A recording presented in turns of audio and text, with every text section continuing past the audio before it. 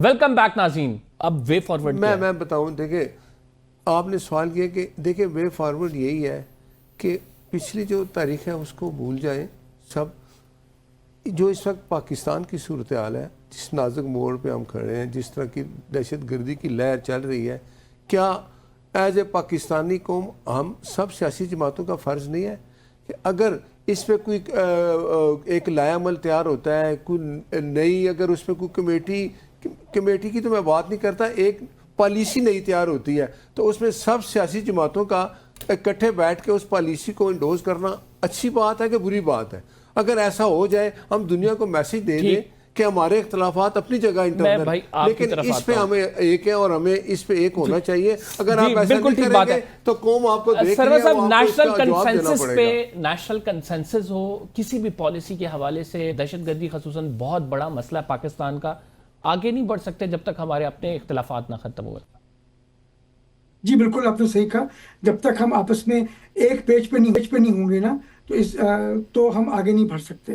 اور جو اس وقت پاکستان کو دوبارہ ٹیررزم کا سامنا ہے، اس کے اندر بہت ضروری ہے کہ ہم ایک پیج پہ آ جائیں. تمام سیاسی جماعتوں کو ایک پیج پہ آنا ہوگا، تمام نیشنل انسٹیٹیوشنز کو ایک پیج پہ آنا ہوگا تاکہ پاکستان ڈٹ کر دہشت گردی کا مقابلہ کر سکے. پاکستان پیپلز پارٹی خود دہشت گردی کا شکار رہی ہے، آپ کے علم میں ہے. اور ہم نے جتنی شہید محترمہ بینظیر بھٹو نے شہادت دی دہشت گردی کی وجہ سے، تو ہمیں یہ نظر آنا چاہیے، سمجھنا چاہیے کہ جب تک ہم ایک نہیں ہوں گے، ایک پیج پہ نہیں ہوں گے، یونیفائڈ ہمارا پوائنٹ آف ویو نہیں ہوگا، ہم آگے نہیں چل سکتے. اگر یونیفائڈ پوائنٹ آف ویو نہیں ہوگا، ہم اس طریقے سے لڑتے رہیں گے، اور اس کا فائدہ جو ہے ان لوگوں کو ہوگا جو اس ملک میں دہشت گردی پھیلا رہے ہیں اور دہشت گردی کر رہے ہیں، یا ان کے ہینڈلرز کو ہوگا جو اس ملک میں دہشت گردی کر رہے ہیں. سب کو معلوم ہے کہ جو بلوچستان میں ٹرین اٹیک ہوا، ان کے ہینڈلرز کون تھے، سب کو معلوم ہے کہ ان کے ساتھ کون ان ٹچ تھا. تو یہ ہمیں ذہن میں رکھنا چاہیے کہ ہم کر کیا رہے ہیں اپنے ملک کے ساتھ. ہم چاہتے ہیں کہ ہمارا ملک آگے ترقی کرے، ایک ہو کر جائے. اور یہ جو اس وقت مسائل ہیں، جو محرومیاں ہیں، ان کے اوپر ہم ایک مرہم رکھیں.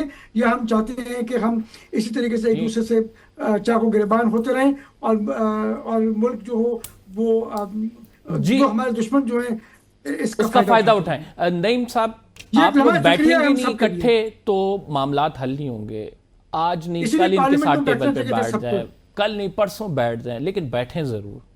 دیکھیں اس سے سیکیورٹی والے ایشو کے اوپر تو بڑا ہم نے کلیئر موقف دیا ہے کہ تمام جماعتوں کو اکٹھا جو ہے وہ بیٹھنا ہوگا، اور کلیئر موقف آ چکا ہے. لیکن سیریسنس ہماری طرف سے تو بالکل دکھائی جا رہی ہے، اب کسی اور کی طرف سے نہیں دکھائی جا رہی. تو آپ کے سامنے آپ آئے نہیں ہیں، اس کا جواب دے دیں کیوں نہیں آئے؟ آپ کو بلایا گیا، آپ نے نام دیے، نام دینے کے بعد میں آلریڈی بتا چکا ہوں کہ عمران خان جو ہیں اس میں ہوتے ملاقات کی اجازت، کیونکہ نہ ملاقات کی اجازت آپ نے دی ہے، نہ آپ نے خان صاحب کو بلایا ہے. آپ کسی سینیٹر کو پروٹیکشن آرڈر جاری کر سکتے ہیں، ایم-این-اے کے کر سکتے ہیں، آپ صبح دروازہ کھول سکتے ہیں ڈیالہ جیل کا، سارا کچھ کر سکتے ہیں.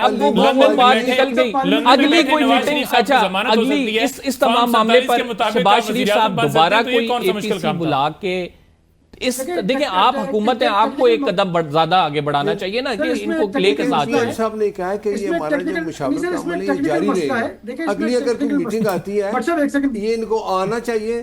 اگر جی کریں بات. جی اتحادین بھی لے کے چلو. ایک ٹیکنیکل مسئلہ ہے، یہ پارلیمنٹ کی نیشنل سیکورٹی کمیٹی کے ساتھ بریفنگ تھی، ان کیمرہ بریفنگ تھی. اس کے اندر جو نیشنل اسمبلی اور سینٹ کی جو سیکورٹی کمیٹیز تھیں وہ اس کے اندر ریپرزینٹڈ تھیں. خان صاحب نہ نیشنل اسمبلی کے ممبر ہیں، نہ وہ سینٹ کے ممبر ہیں، نہ وہ کسی پارٹی کے سربراہ ہیں.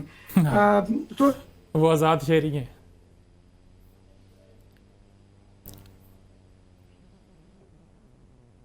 ٹھیک. بات یہ ہے کہ پھر کہتا ہوں یہ اس طرح کا، دیکھیں کوئی مسئلہ ہے نا، آپ پاکستان کی ایک سیکورٹی کا مسئلہ تھا، اس پہ آپ اپنا راگ لاپیں، ہائے میرا 47 فام، ہائے مجھے باہر نکالو.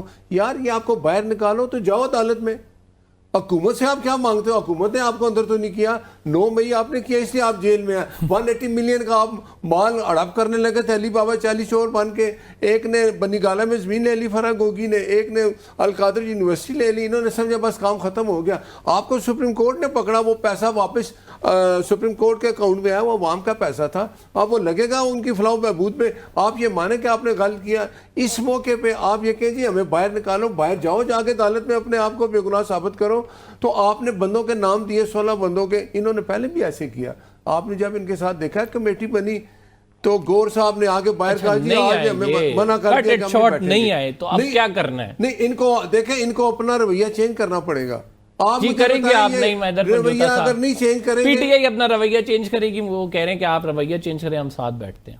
یہ رویہ ہم نے چینج کرنا ہے یا انہوں نے کرنا ہے؟ مجھے بتائیں ہم کیا کریں؟ ہم آپ کو جیل سے باہر لیں؟ ہم یہ کہتے ہیں، وہ کہتے ہیں آپ نے رویہ نہیں چینج کیا، یہ کہتے ہیں ان کا رویہ ٹھیک نہیں ہے. ہم یہ عوامی نمائندہ حکومت، میری باری بھی حملہ کریں بات آپ. ہم یہ کہتے ہیں کہ ملک میں آئین اور قانون کی بالادستی ہو، فری اینڈ فیئر الیکشنز ہوں، عوامی نمائندہ حکومت ہو جو عوام کے فلاح کے لیے کام کرے، جس کو باقاعدہ طور پر عوام کی یہ عوام کے فلاح کے لیے تھا نا. تو عوام جو آپ کو تو فارم 47 کے مطابق ہمارا ٹائم ختم ہو گیا. تو بات یہ ہے کہ جب تک آپ کے ملک میں قانون نہیں ہوگا نا، آخر میں عمران نے آپ کی عوامی نمائندہ حکومت آپ کے مسائل حل نہیں ہوں گے.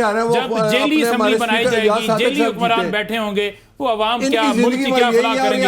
ان کا صرف انٹرسٹ اپنی جیبیں بنانے کے لیے. بہت بہت تھینک یو. ناظرین پروگرام کا ٹائم ختم ہو گیا ہے. فی الحال کمبر زیدی کو اجازت دیجیے. اللہ نے کے بعد